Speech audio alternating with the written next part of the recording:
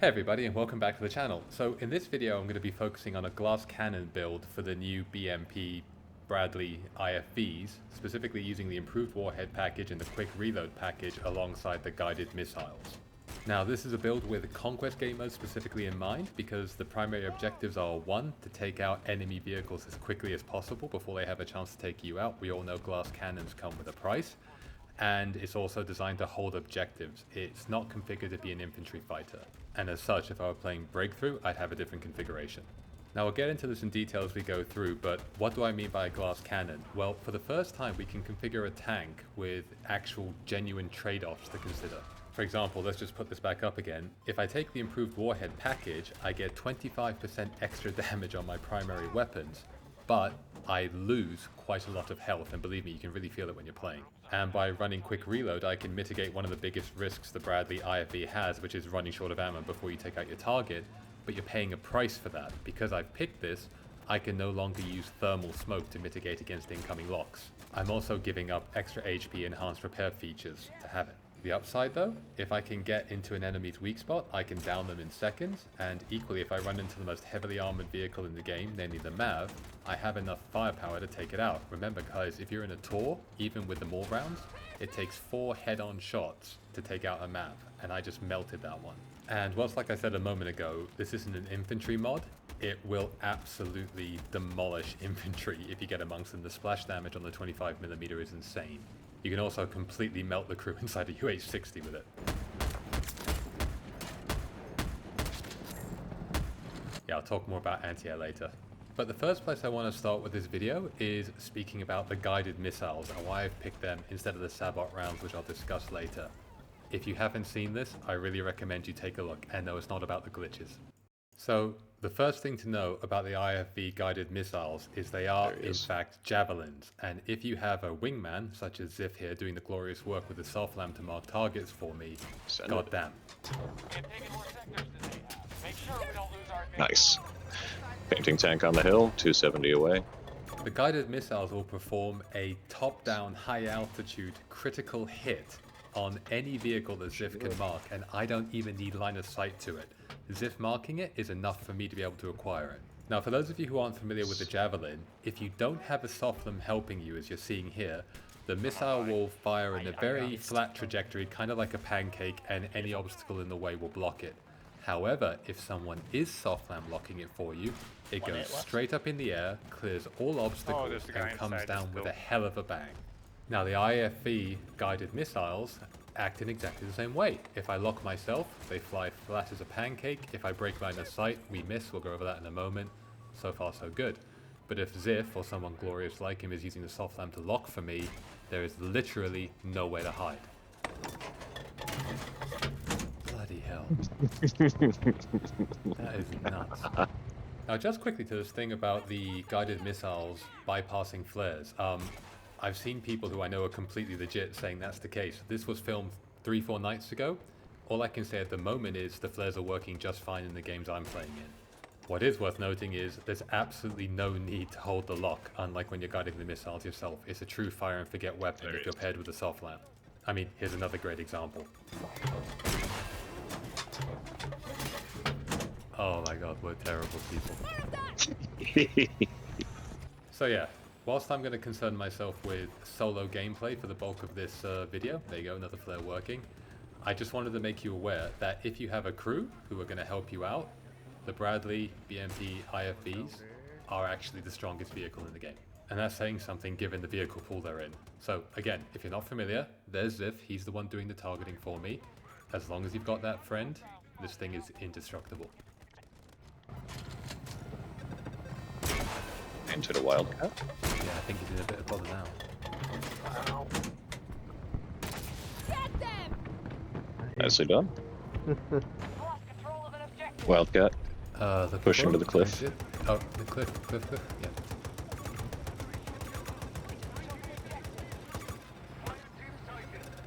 Alright, I think this last cook.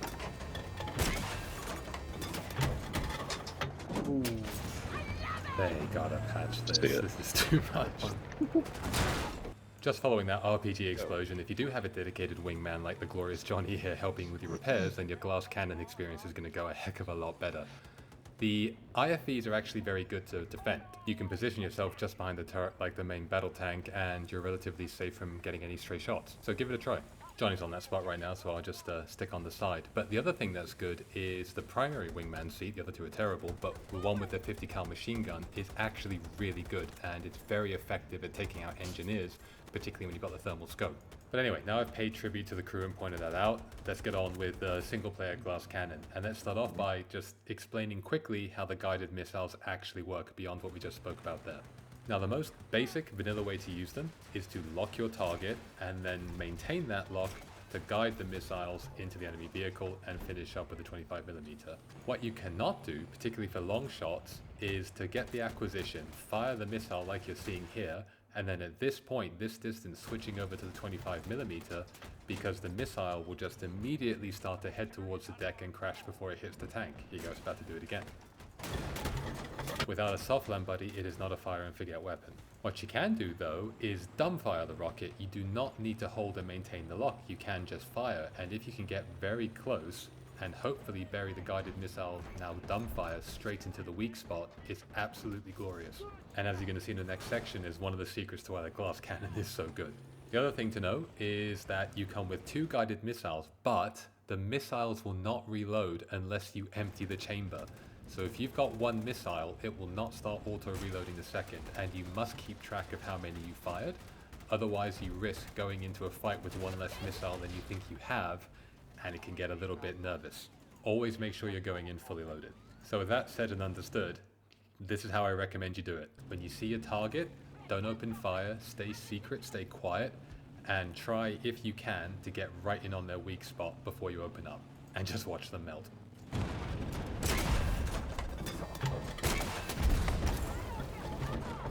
These clips were taken before I'd actually unlocked the upgraded Warhead package, but the principle is the same. You are infinitely more dangerous as a glass cannon if you hit the weak spot. Check it out against this MPT.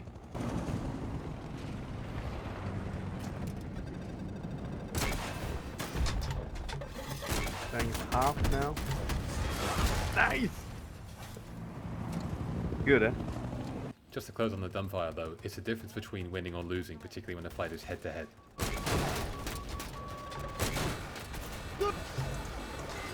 And last thing, before we go into the gameplay for the glass cannon run, you must have APS. If you don't have APS, don't even try this.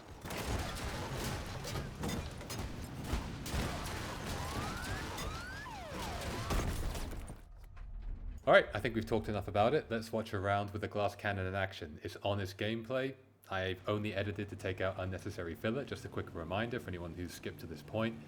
Improved Warhead package, 25% extra damage, less health, and the quick reload package. Now in the bottom right, I don't know why it's still showing the icon for the stealth mode, but I assure you, I triple checked, I am running the quick reload package. I saw prior to spawning in that there's a Tor camping up here, so I've gone a nice round loop to get behind it, and let's kick it off.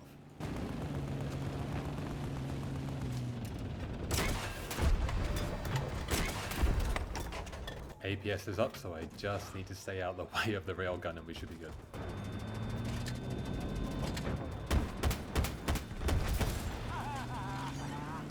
Not gonna lie, that felt pretty good, mugging a camping Tor. Alright, moving on.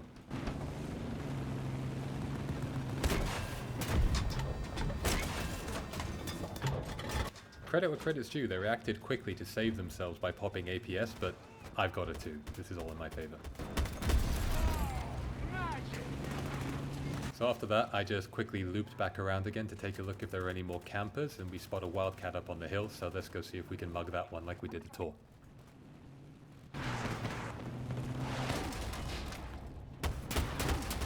Now I held off with the missiles here because I'd been made and I wanted to see if they were going to pop APS, which they did. So now I just need to pop mine, hold back, and then get in there and bury him as soon as it wears off.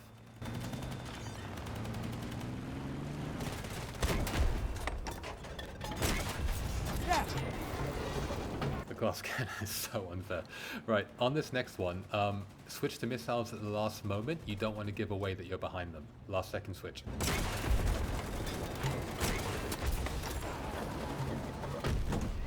That was so mean, I feel bad watching that one again. But on this one, I actually have my first taste of danger. So a Lissau comes in which I easily block, no problem. But I've popped my APS, and here comes a ram. It's the player we just killed, and I think they're a little bit pissed at me, so now I'm on the back foot. I tried to run, but they're clearly coming straight for me.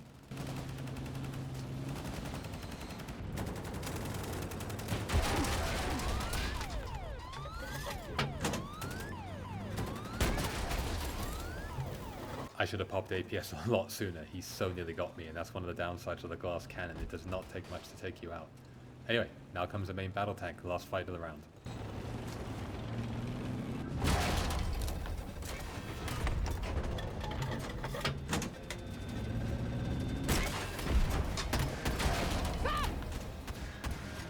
Fun fact, if you ram a main battle tank, they go over the top of you and you can get the underbelly. Okay, so that's enough of that. I think you get the idea. Let's talk about some of the drawbacks with the glass cannon.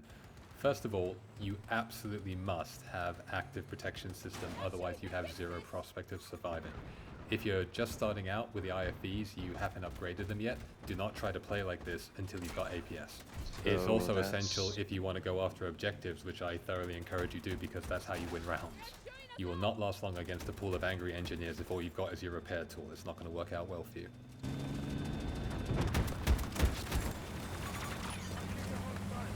Again, there's Johnny, the ever-loyal wingman, keeping me alive. Thanks, man. I really do appreciate it. It's been fun.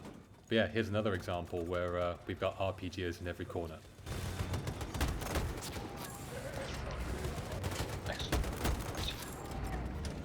So APS kept us on the objective there and stopped us getting RPG down, and again when we had to recapture it, APS saved our lives.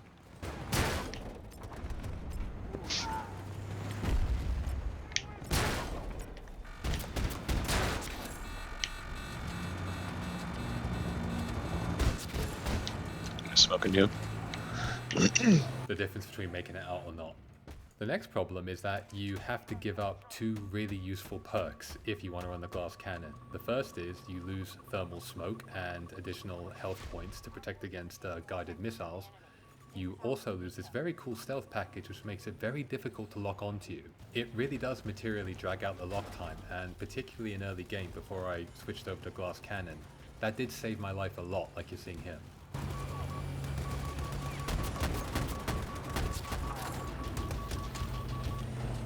That really long lock gave me the time I needed to get off of the objective and save the vehicle. And yeah, thermal smoke, it speaks for itself. Glass cannon is a hit and run tactic and you can get caught out. The next issue with playing glass cannon with the IFVs, and it's true of whatever loadout you pick, is they are ultra vulnerable to EMPs. You are absolutely paralyzed if you get hit by any form of EMP in the game. Being a glass cannon just makes it work because you have lower health points. But yeah, if you weren't aware, the only other two vehicles that react so strongly to getting EMP'd are the MAV and the TOR. The main battle tank, the CAV, the RAM, etc., they don't care. So yeah, you can get burnt down very, very quickly if you get caught out, particularly if you're running the glass cannon and have low health.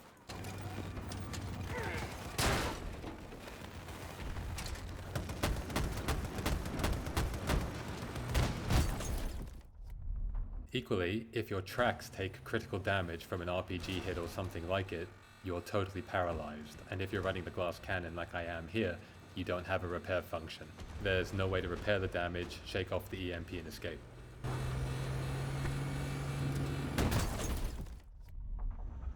The next major weakness of glass cannons and the IFVs in general is that they are super vulnerable to aerial attacks, particularly from attack helicopters and jets.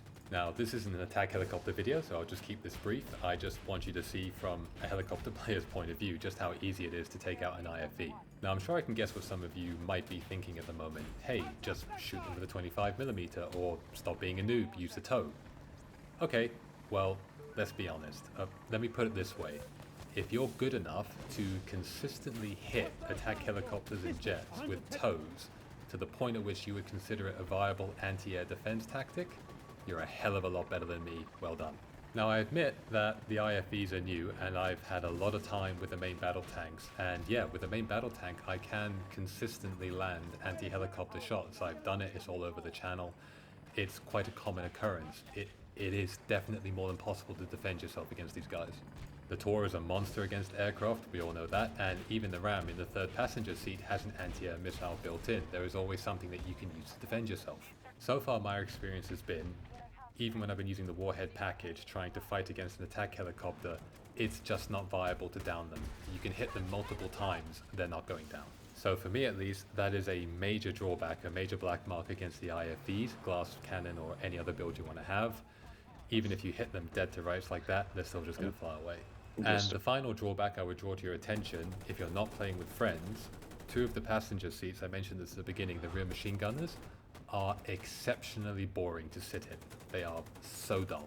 Now I kind of pride myself on being a good wingman, particularly the strangers. If my team has a tank up, I will do everything I can to keep it alive. And sure, you have the occasional moment like you're seeing here to shine where you can jump out and help. But again, compared to all the other vehicles in the heavy armor pool, this is by far the least interesting one to be a wingman in, and I just think people are not really going to do it. And that can hugely affect the longevity of your vehicle. Right, I'm going to shut up. That's enough from me. Here's a little bit of gameplay of me going around cannoning people with the IFV. Sometimes I had the glass cannon mod on, sometimes I didn't. I've only just unlocked it. I have limited time to play. I really hope you enjoyed that. Do let me know what you think about it, and if you want to see any of the other configurations I've been playing around with, let me know. Otherwise, I'll leave it at that. Thanks very much. Have a great weekend. Do give it a try. Take care. Bye-bye.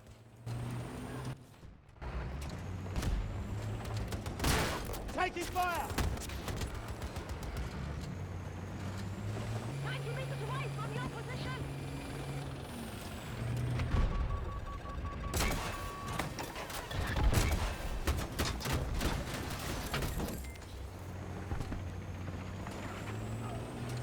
An RPG.